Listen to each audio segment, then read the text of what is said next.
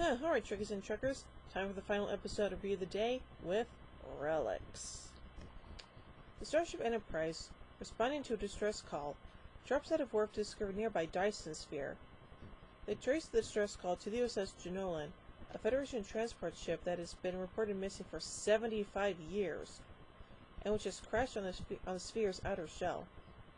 Commander William Riker, Chief Engineer Jordy LaForge, and Lieutenant Worf transport to the Janolan while the Enterprise investigates the sphere.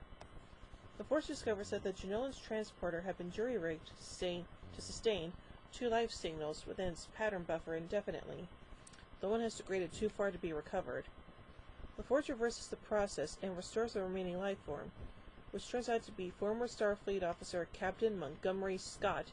Yay, Scotty! Scott explains during a checkup of his health aboard the Enterprise that he was only a passenger aboard the Janolan during his retirement, but when the ship was caught in the Dyson sphere's gravity field, only he and one other officer survived the crash, and Scott had rigged the transporter to try to keep them alive until a rescue vessel could arrive. After being cleared by Dr. Beverly Crusher, Scott is eager to see the advances in technology, including a tour of the engineering deck, but quickly finds that his old knowledge has been long surpassed, and his efforts to help are instead getting in the way of normal operations. Ordered to leave engineering by LaForge, Scott has to tend forward, and is upset to learn that real alcohol is no longer served on Starfleet ships, having been replaced by synthahol, which Scotty refuses to drink. Commander Data offers a potent beverage from Guinan's private stock to Scott, which Data can only describe as being green.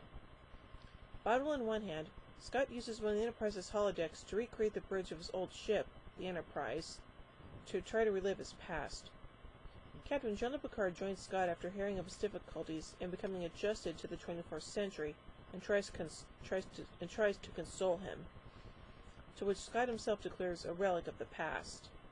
Picard reveals that the green drink is Aldebaran whiskey that he provided to Guinan, and the pair partake heartily. The next day, in continuing the survey of the Dyson sphere, Picard suggests to LaForge to enlist Scott's help to recover existing survey data from the older Janolan systems, technology at which Scott is adept. The two return to the Janolan and begin to recover its memory core with Scott's help. The Enterprise discovers a port on the side of the Dyson sphere, but when they try to communicate with the systems, the ship is pulled into the Dyson sphere by automated controls. This temporarily disables their systems.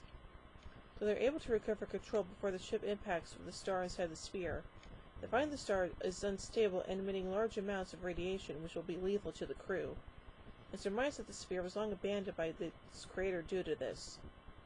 The Enterprise quickly realizes the only exit from the interior of the sphere is the port they use, but cannot figure out how to open it from their side. When LaForge tries to make contact with the Enterprise, it discovers it missing, and works with Scott to make the Janolan flight-worthy. They discover the same port the Enterprise found and surmise the Enterprise is trapped inside. LaForge and Scott manage to open the port without being pulled in, and then wedge the Janolan in the open port, using its shields to keep it open while the Enterprise escapes, rescuing the 2 engineers from the Janolan just before destroying it with photon torpedoes. As the Enterprise returns to its mission, the crew of the ship gives Scotty his very own shuttlecraft on extended loan to either continue his retirement or to explore the galaxy. Scott thanks the crew and reminds LaForge to make the most of his time as chief engineer of the Enterprise before he departs. That's some very wise words. So anyway, let's get some production notes here, as well as some info about the novelization of this episode.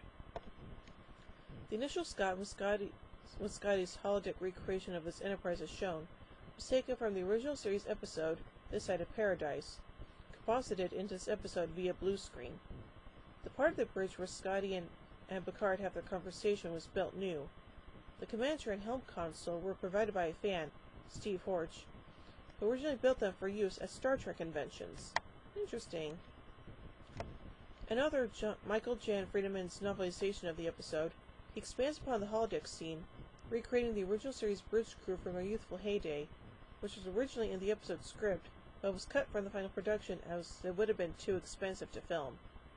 He also adds some backstory to Scotty's trip on the transport ship, including interaction between Scotty and Franklin, the crew member who was also stuck in the transport prior to the crash into the Dyson Sphere.